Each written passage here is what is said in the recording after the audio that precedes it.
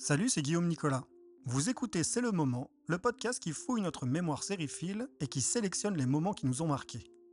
Encore traumatisé par une mort, toujours anéanti par un adieu ou une fin prématurée, se marrer à nouveau d'une blague, en un mot, les moments qui nous ont marqués. Vous savez, quand on en parle, ça donne « Vous vous souvenez ? C'est le moment où... » If the apocalypse comes, beat me. I am the danger. You have to go back, Kate. Winter is coming. Everybody lies. Come at the king, you best not miss. Plus c'est long, plus c'est bon. Rangez vos remarques graveleuses, ce n'est pas le sujet ici. J'ai très souvent célébré la forme longue des séries, j'en parlais encore dans un précédent épisode consacré à Buffy. La série est un art qui s'exprime sur la longueur. Et actuellement, en 2024, on a un peu tendance à l'oublier. Il n'y en a que pour les mini-séries, les saisons courtes, et les séries ne dépassant pas les 3 ans d'existence pour les plus chanceuses. L'omniprésence des mini-séries est un problème. Comme toute omniprésence, ça cancérise l'art dans son ensemble, au point de créer une sorte de nouveau paradigme créatif où une histoire racontée en série est circoncise à une durée précise et limitée. Ce qui va à l'encontre des schémas fondamentaux où lorsque l'on commençait une œuvre, on acceptait l'idée qu'il n'y aurait pas de fin. Oui, c'était frustrant, voire pire, Zioé, mais ça faisait partie du jeu que de se plonger dans une série avec cette sensation d'inconnu souvent excitante. D'un coup, les séries deviennent plus confortables, plus sûres. Ça peut rassurer et offrir des garanties, mais ça signifie que ça limite aussi le type d'histoire et la façon dont on les raconte. Faire Lost en 13 épisodes n'aurait pas eu beaucoup de sens et provoqué encore moins les sensations fortes que l'on a pu connaître. Ou étirer un meurtre au bout du monde sur 5 saisons, malgré tout l'amour que je porte à l'œuvre de Brit Marlin ou Zal Batmanglij, pas certain que ça aurait été nécessaire. Et ne me lancez pas sur ces mini-séries qu'on renouvelle ad nauseam pour des raisons bassement commerciales, et ces films étirés en 8 épisodes qui ne le méritaient pas. Ou bien les séries qu'il aurait fallu débrancher depuis longtemps parce qu'elles n'avaient plus rien à dire. Car si la prépondérance des séries courtes me chagrine, ce qui ne me manque pas, ce sont ces œuvres qui se perdent en longueur quand elles n'ont plus rien à dire depuis longtemps. Si l'annulation précoce est une douleur franche, voir une série s'abîmer dans la médiocrité est tout aussi douloureux. À un moment, il faut savoir s'arrêter. La durée d'une série dépend de l'histoire que l'on raconte. Et ajouter des saisons comme Koh-Lanta des règles, à un moment, ça n'a plus de sens.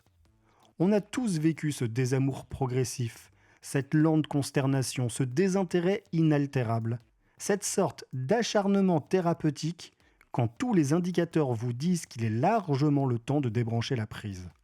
Une série qui traîne, c'est cette personne qui reste quand tout est fini. Il faut partir maintenant, monsieur. Par exemple, Prison Break.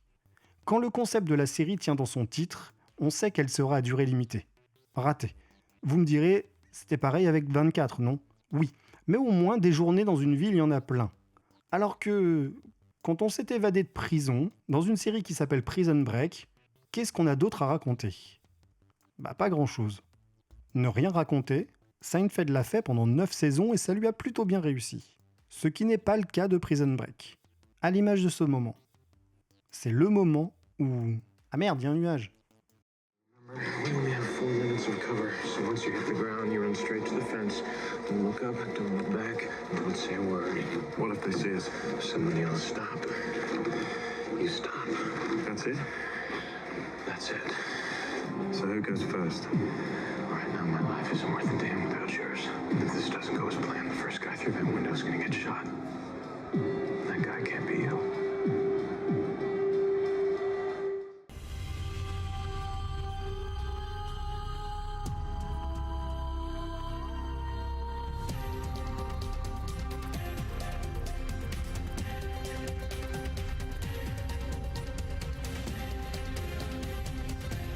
Saison 3, épisode 7.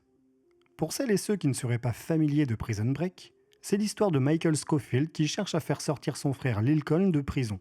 Et pour ce faire, il a tatoué son plan d'évasion sur le corps. C'est ce qu'on appelle une série high concept réduite à sa plus simple expression. Le pitch est simple, et durant une saison fonctionne plutôt bien. C'est ensuite que ça se gâte. Ah oui, je ne l'ai pas dit. Si ce moment est mémorable, ce n'est pas pour des raisons positives. C'est un moment ridicule. Mais comme je l'ai fait la saison dernière avec Caribe Offshore, des choses très nulles ont parfois pu nous marquer. La cible est encore une fois un peu facile, mais désolé. Même dans les tréfonds artistiques, on peut faire preuve d'une sorte d'anti-inspiration. Je sais pas comment le dire autrement. Donc en saison 3, après s'être évadé au terme de la saison 1, voilà nos héros de nouveau en prison. Enfin, une partie d'entre eux, par exemple, Lincoln n'y est pas. Ça change. Mais pas n'importe quelle prison, une prison au Panama. Le dernier épisode de la saison 2 nous montrait une vision absolument dantesque de l'univers carcéral, un espace sans foi ni loi ultra glauque où tout le monde est laissé à lui-même dans une ambiance qui ne choperait pas une étoile sur Airbnb. Finalement, c'était un peu survendu, et même si c'est pas le Club Med, c'est tout de même moins pire que ce qui avait été promis. Toujours est-il que notre génie de l'évasion doit trouver un plan pour faire sortir quelqu'un. Le pourquoi du comment serait un peu long et rébarbatif à résumer, et ça n'a pas grand intérêt en réalité. De toute façon, Michael a forcément trouvé un concept. S'il faut parfois lire entre les lignes, Scofield fait au-delà de sa chair. Parce que le coup de l'évasion d'une prison au Panama, étonnamment, il ne l'avait pas anticipé. Les auteurs non plus, a priori. Donc, notre géotrouve-tout houdinesque parvient à fomenter un plan d'évasion en plusieurs étapes. Petit 1, on drogue un garde.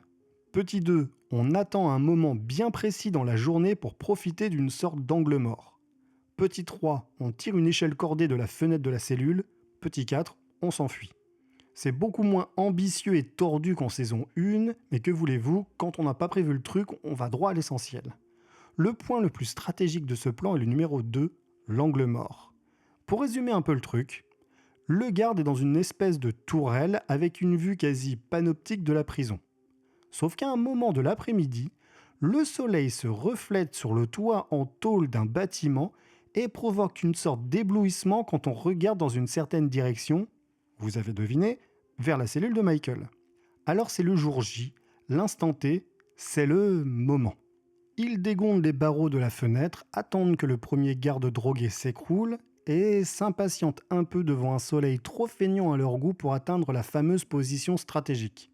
Le miracle a lieu et la lumière fut, droit dans la tronche du garde qui ne peut plus regarder dans cette direction. On lance l'échelle, Michael passe en premier, jusqu'ici, tout va bien. L'acolyte s'élance à son tour et non, il n'a pas glissé, chef.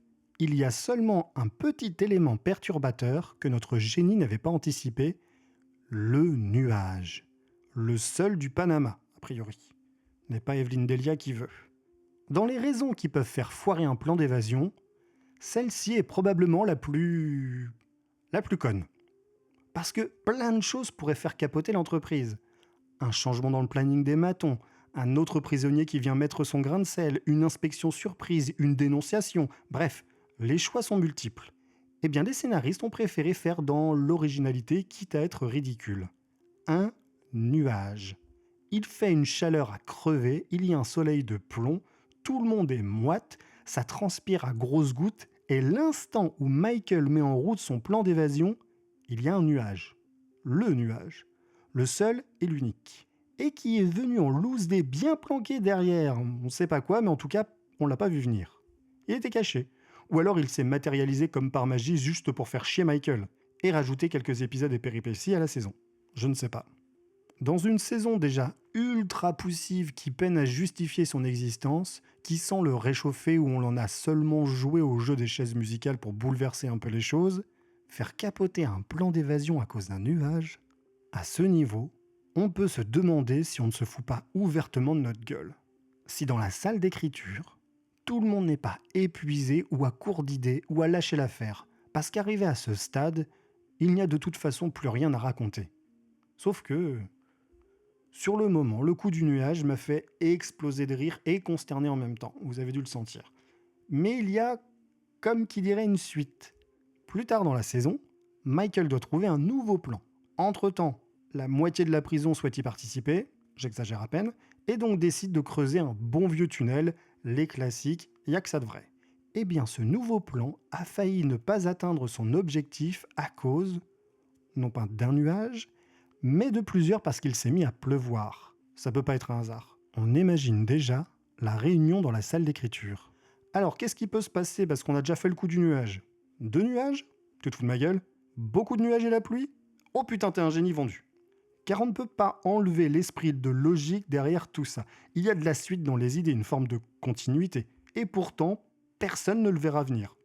Prison Break est vraiment un cas d'école.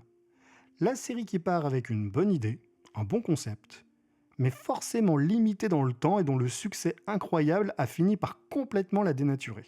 Elle a duré beaucoup trop longtemps, a tenté de se réinventer, a même essayé de revenir quelques années plus tard avec une vraie constance dans le risible, la honte avec des passages qui pourraient alimenter une soirée Nanarland édition série. Car il n'y a pas que la saison 3 à provoquer ce genre de réaction, la saison 4 c'est quelque chose aussi. Pourtant à la base, elle avait quelque chose, une vraie efficacité, des personnages sortis tout droit de bonnes séries B et un rythme qui la plaçait un peu dans l'héritage de 24. Il n'a pas fallu qu'un nuage pour enterrer la série. Mais ce cumulus fait assurément partie des clous qui ont scellé le cercueil. C'est le moment où Michael Scofield ne présentera pas la météo.